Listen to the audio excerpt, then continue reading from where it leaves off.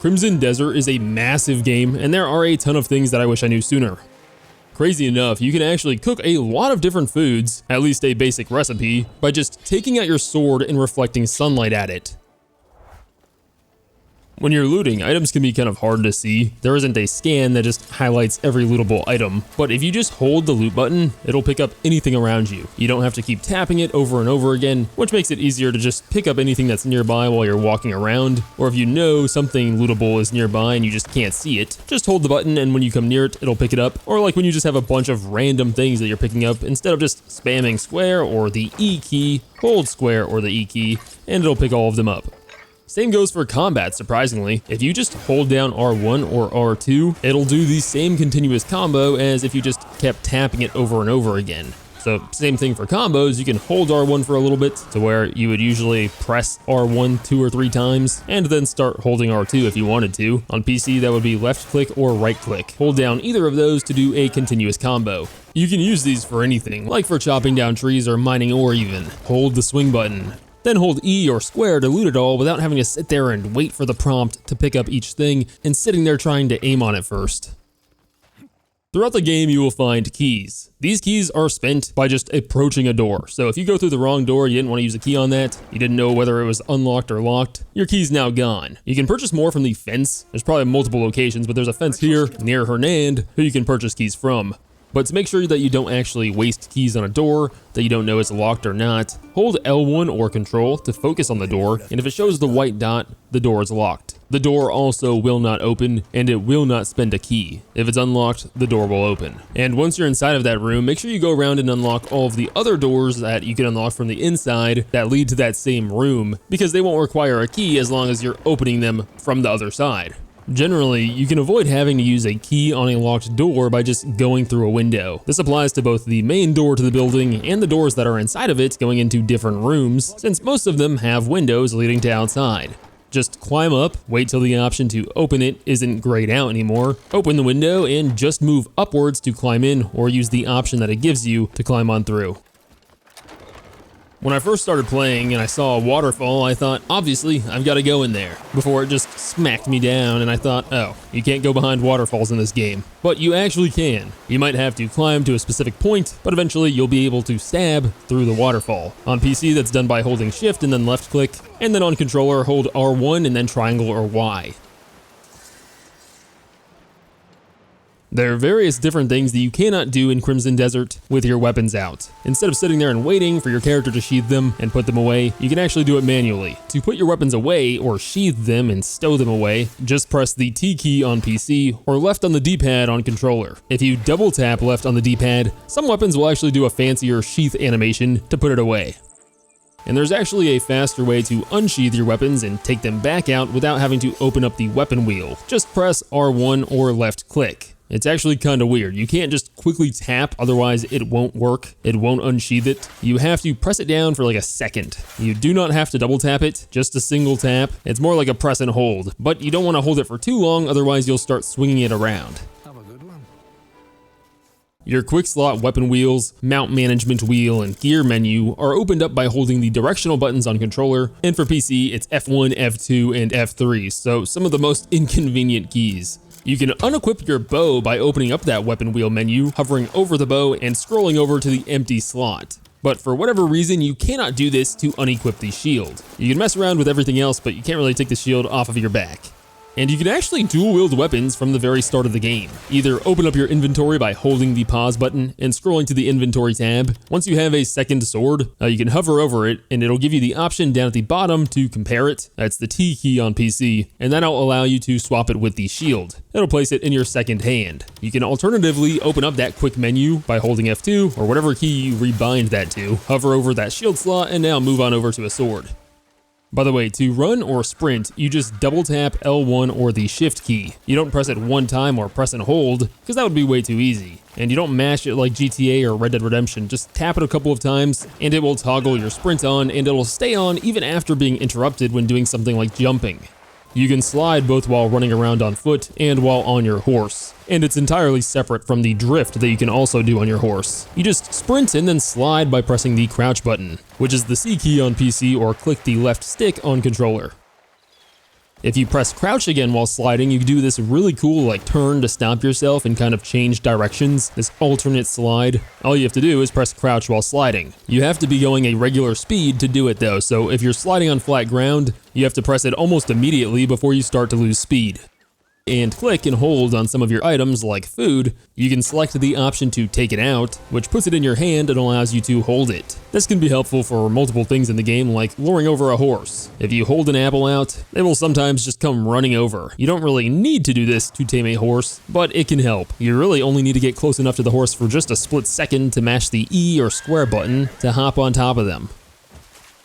Actually, taming the horse can be a little more annoying, especially if you find a legendary horse. Like this one here kicked me off quite a few times. But what you want to do when you're actually taming the horse and it's trying to kick you off is move downward with whatever you use to walk around with, like the left analog stick or the S key, and keep facing forward as much as possible. So on PC, you're holding down on the S key, and the only other thing you're doing is moving your mouse to align yourself and try to keep the horse like vertical on the screen, not with the camera facing its side. And on controller, you're doing the same thing, just holding the left stick in the downward direction and moving the right analog stick to keep the horse aligned the same way. The horse is trying to disorient your camera, you just want to keep it straight. It's also easier if you corral the horse into a dead end or up against the wall, so you can get back on it a little easier without it running away too far if it kicks you off. I got insanely lucky finding it. I had no idea this legendary horse, Rocade, was even located here, and this was actually the first horse I attempted to tame in the game. I had never tried to tame a horse before this, and I had no idea it was legendary until I tamed it. You may have noticed that some of your mounts level up as you ride them. I think it's only the horses that level up, but they unlock skills as you level them up, like the back kick, which is actually insanely good for fighting smaller enemies. And you can view the horse skills by just opening up the menu, going over to inventory, and then you should see your horse or the Herspia tab. This tab might not show up if your horse isn't nearby, so call it first if you don't see it. And then at the bottom of the screen, you get the option to inspect, which is the 5 key on PC, where you can now view your mount skills or horse skills, and it'll tell you all of the ones that you have unlocked and how to use them. If you're struggling with how to fish, it's actually a lot easier than you probably think once you know how the game wants you to do it. After you learn how to fish by just holding controller L1 on another NPC that is fishing, once it's equipped and on your back, you can press the Q key or hold L2 to take the fishing rod out. To cast it, let go of L2, or just hold and then let go of left click. You can wiggle it around, which seems to get a fish to bite on faster. Once it does, it'll give you the option to hook the fish with right click or R2. Now, the trick here that a lot of people struggle with, and I did too at first, is actually reeling the fish in now without breaking the line, which at first can be kind of hard to do. But you can do this with just the ordinary basic fishing pole and have zero issues. Upgraded fishing poles actually make very little difference in this game. But once you hook the fish, it's going to immediately start trying to get away. All you're doing right now is pushing in the opposite direction with the left stick or the A and D keys on PC. When the fish goes right, bring your fishing pole to the left. The reason that your line breaks is most likely that you're also reeling in at the same time, which makes sense. You know, in real life, you can do that and make at least a little bit of progress, especially if it's a small fish. In every other fishing game too, but in here, you cannot reel it in until it is done splashing. Once the fish is done splashing, and generally he's just sitting still, you can start reeling in. If he starts fighting again before you can pull him out of the water, stop reeling it in, and just repeat that same thing again, pressing in the opposite directions of wherever he's going. It is actually really easy, once you realize, to just not reel in the fish at the same time as he's fighting. In Crimson Desert, reeling in the fish at the same time as he's fighting makes zero progress. You are not actually reeling it in and only breaking the line. If he's splashing, don't reel it in. If he stops splashing, reel it in. You can open up the weapon wheel with F2 or hold left on the D-pad to hover over the lantern, and just letting the weapon wheel go from there will toggle the lantern off and on. You don't have to click anything, just hover over it and then close the weapon wheel. If you actually click it in your gear little weapon wheel, it'll open up the sub menu where you can set it to auto to automatically take out the lantern when it's dark and put it away during the day or when you walk into a brighter location. Just keep in mind that you need to have the lantern on in your hand if you want to be able to hold L1 or the control key in order to find the important items that will glow as long as they're within your view. This is how you spot things like fast travel points and sealed abyss artifacts, which you should grab these sealed abyss artifacts as soon as possible because they unlock challenges that are generally not very hard, but having the challenges unlocked will make things a lot easier when you want to complete these, which in turn unseal the artifact and give you an abyss artifact. Oh yeah, just remember you can shine your sword by pressing L1 and R1 together or control and left click in order to shine it and see these a lot easier. But you can also press control again to reflect the light from your sword, which is helpful for puzzles, which it tells you at the beginning of the game, but also for blinding enemies. There are a ton of different abilities that you have unlocked from the very start of the game, so I highly recommend checking them out in the skills menu. Like a lot of people don't seem to know, you can parry from the start of the game. All you have to do is press block right before an attack hits, which is L1 or the control key. It's a lot easier to parry with a shield, but you can parry while dual wielding weapons. The timing window on it is just a little more difficult to do.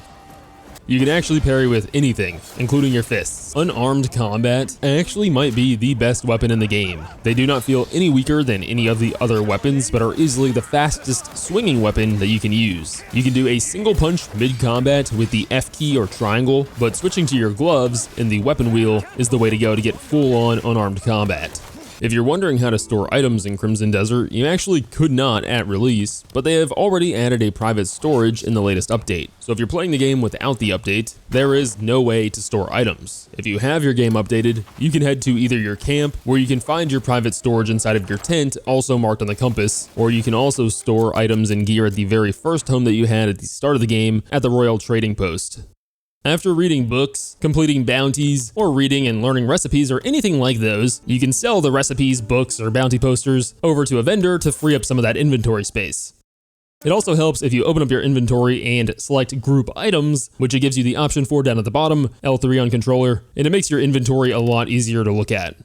Another thing is buying bags from merchants. These give you additional storage space. These are these small bags which you can purchase from pretty much any vendor NPC, and a lot of these side quests will reward you with medium bags. The small and medium bags will both give you more inventory space, as well as completing story missions. If you just do story missions, you will get more inventory space and storage. I mean, just after the first couple of hours, you should have like over 60.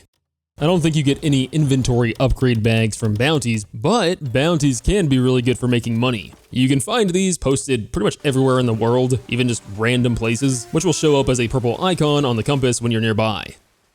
By the way, you can stack these bounties up by laying one of the bounty targets on your horse, and you can also carry NPCs and bounty targets on your own back while also riding the horse. You wouldn't even think to try this because I don't think any other game allows you to do this, but I typically just grab all of the bounty posters that I can find, any that pop up on the compass, and then whenever I just happen to be nearby that target's location, I'll go ahead and complete it.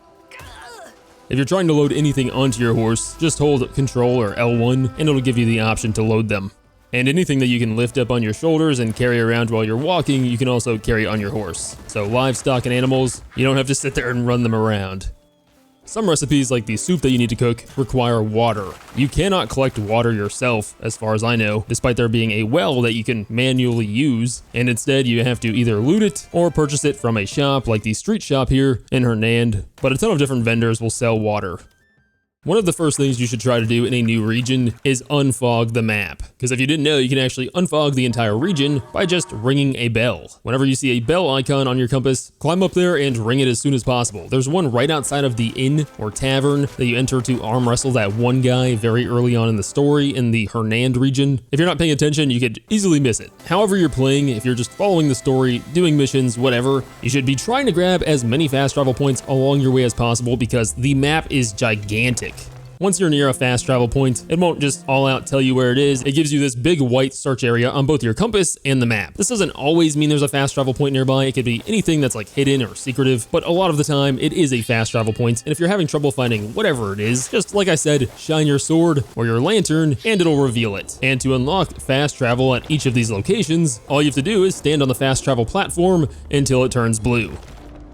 From there, you can open up your map and double click that fast travel point. On controller, you hold, I think, triangle or Y.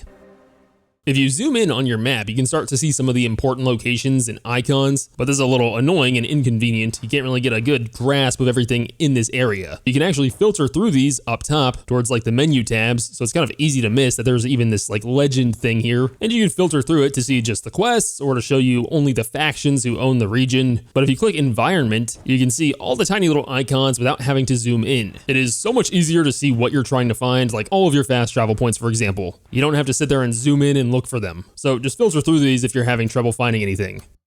This is a pretty random tip, but if you ever right click or whatever button on controller to make a custom objective marker, the red X, you can't toggle it off by clicking on it again, like how you would with a regular marker, which is spacebar on PC. But if you hover over your player icon, you can right click it again to remove that red X. To wait and pass time in Crimson Desert, you need to sleep or rest at a bed or a bonfire. You can sleep in any bed in the game. There's no bed ownership or an NPC is going to get angry with you for sleeping in it. The thing is, you can only rest and skip time every so often. Once he's fully rested, you can't do it again until he's tired, which there's no tired meter from what I can tell. You just gotta guess whenever it's been a while since you last slept.